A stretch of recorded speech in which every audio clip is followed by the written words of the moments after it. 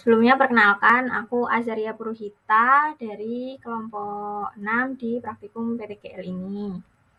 Nah, di sini aku akan menjelaskan mengenai pemetaan biofisik lahan yang ada di praktikum PTGL acara 1. Mungkin dimulai dulu dari biofisik, lebih ke pengertian singkatnya aja sih dari biofisik itu sendiri.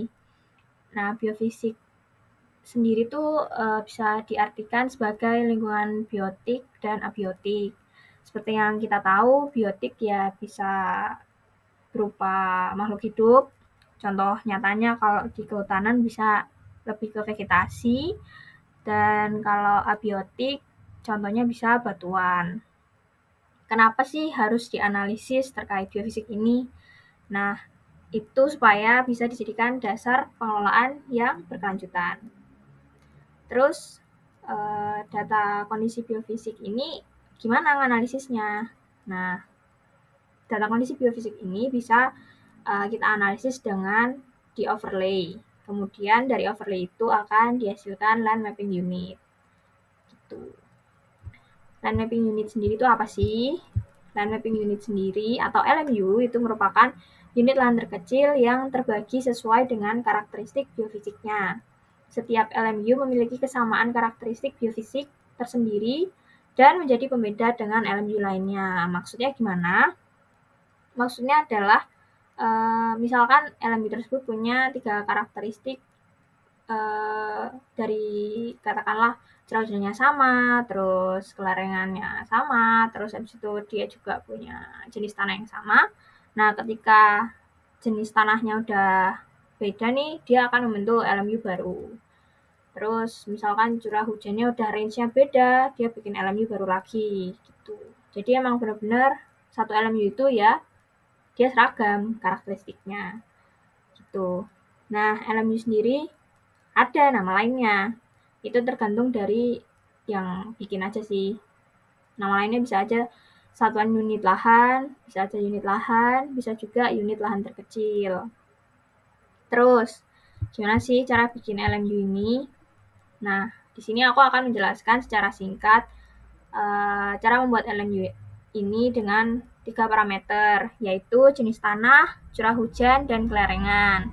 Kenapa 3 parameter ini? Karena 3 parameter ini merupakan parameter yang paling sering digunakan dalam pembuatan LMU. Bisa juga pakai parameter yang lain, tergantung dari tujuan pembuatan land mapping unit ini sendiri. Gitu. Jadi, yang pertama, tentu aja kita harus menyiapkan bahannya. Apa aja sih bahannya? Apakah banyak? Enggak, karena parameternya 3 tadi itu. Nah, yang pertama ada peta jenis tanah, bisa dari Kementan sebagai wali data terkait data tanah di Indonesia, Kementan, Kementerian Pertanian, atau dari FAO. Terus yang kedua ada digital elevation model, bisa diambil dari Demnas atau bisa juga pakai yang lain, SRTM, bisa juga. Nah, DEM ini buat apa? Buat kelarengan. Gitu. Terus selanjutnya ada juga peta curah hujan, bisa diambil dari CHIRPS. CHIRPS itu Climate Hazards Group Infrared Precipitation with Station Data.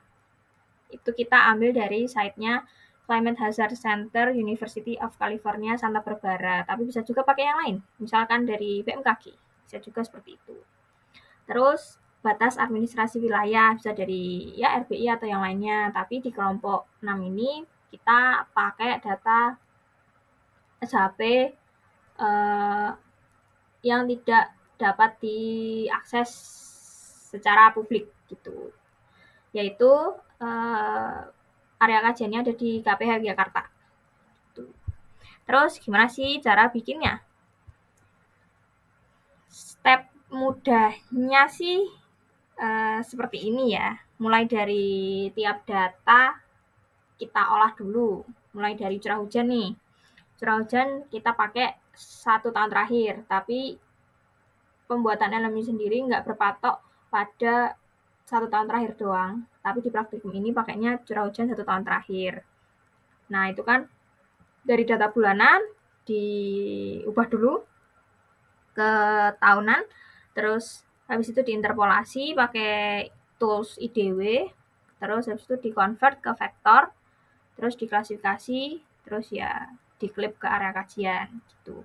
Klasifikasinya menggunakan klasifikasi yang ada di sini. Terus selanjutnya sama juga untuk kelerengan, tinggal ambil data raster, terus diubah jadi slope.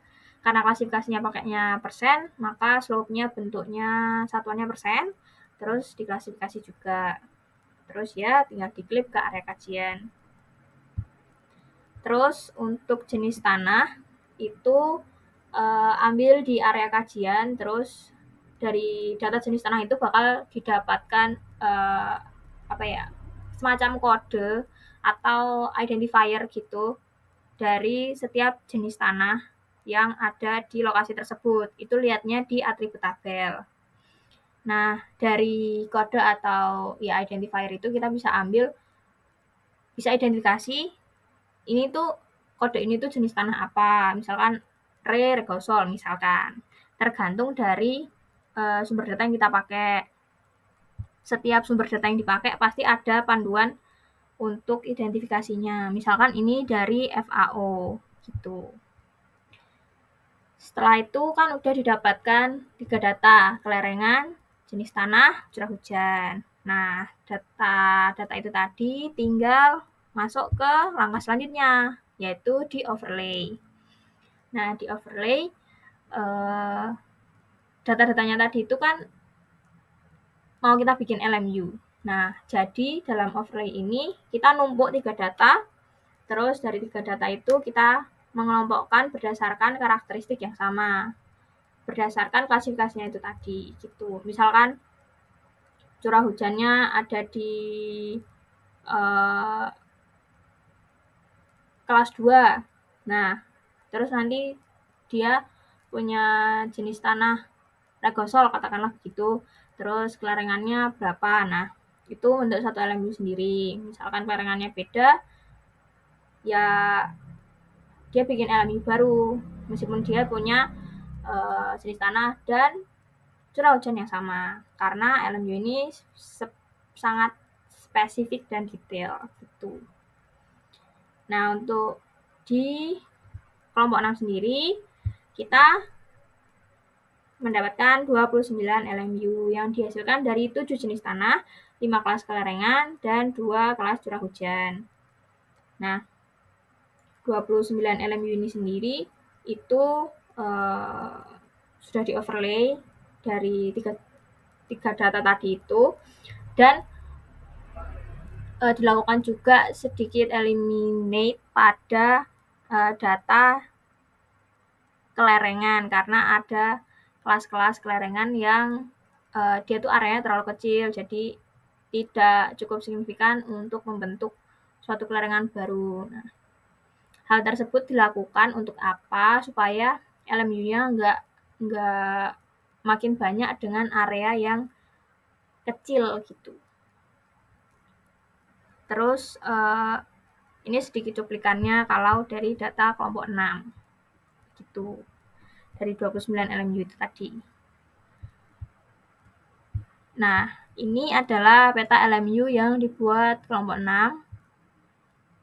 Areanya emang agak mencar-mencar karena areanya KPH Yogyakarta. Nah, fungsinya tahu LMU ini apa sih? Ya, fungsinya jadi kita tahu kondisi biofisik pada area tersebut. Jadi, pengelolaan untuk kedepannya itu bisa disesuaikan dengan kondisi biofisik yang ada. Gitu. Begitu dari aku. Sekian dan terima kasih.